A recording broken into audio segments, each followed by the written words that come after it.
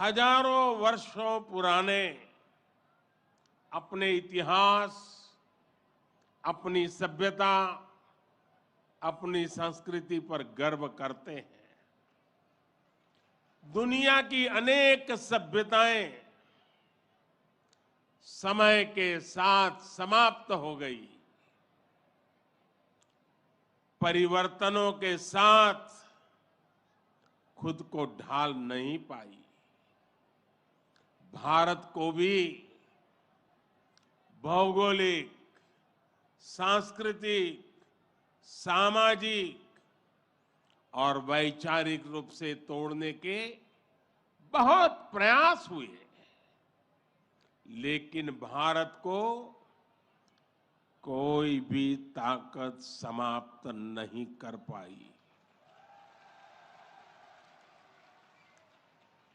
भारत सिर्फ एक भूभाग नहीं है, बल्कि हमारी सभ्यता की, संस्कृति की, सद्भावना की, संभावना की एक अभिव्यक्ति है।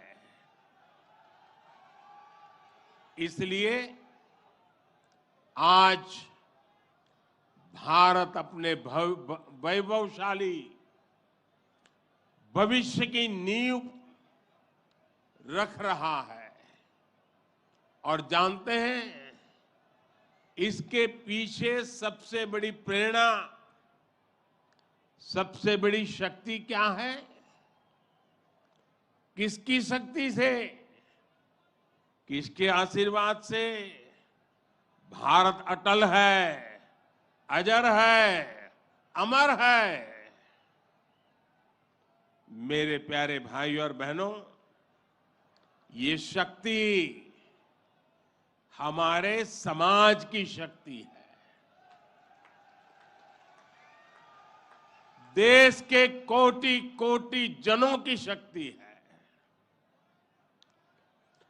भारत की हजारों वर्षों की यात्रा में समाज शक्ति की बहुत बड़ी भूमिका रही है।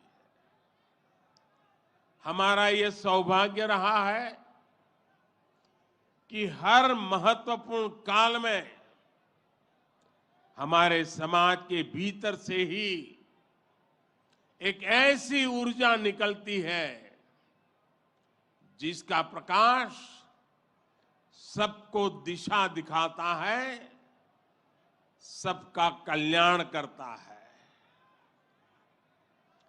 भगवान देवनारायण भी ऐसे ही ऊर्जा पुंज थे, अवतार थे, जिन्होंने अत्याचारियों से हमारे जीवन और हमारी संस्कृति की रक्षा की।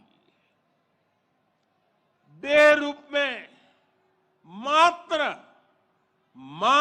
31 वर्ष की आयु बिताकर जनमानस में अमर हो जाना सर्वसिद्ध अवतार के लिए ही संभव है। उन्होंने समाज में फैली बुराइयों को दूर करने का साहस किया, समाज को एकजुट किया, समरसता के भाव को फैलाया। भगवान देवनारायण ने समाज के विभिन्न वर्गों को साथ जोड़कर आदर्श व्यवस्था कायम करने की दिशा में काम किया। यही कारण है कि भगवान देवनारायण के प्रति समाज के हर वर्ग में श्रद्धा है, आस्था है।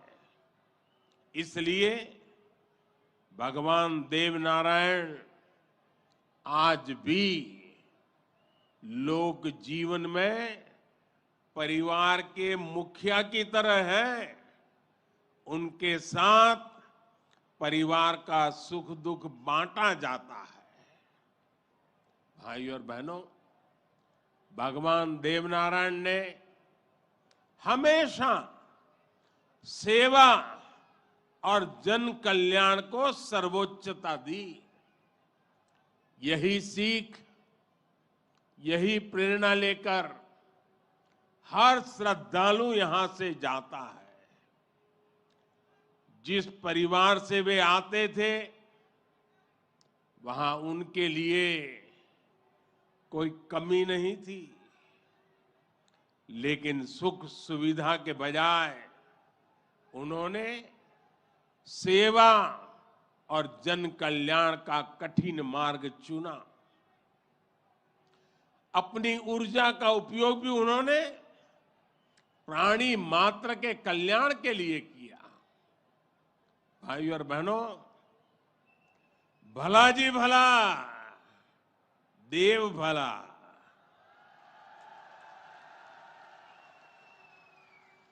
भला जी भला, देव भला।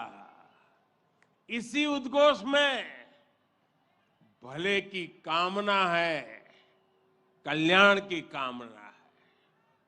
भगवान देवनारायण ने जो रास्ता दिखाया है, वो सबके साथ से सबके विकास का है।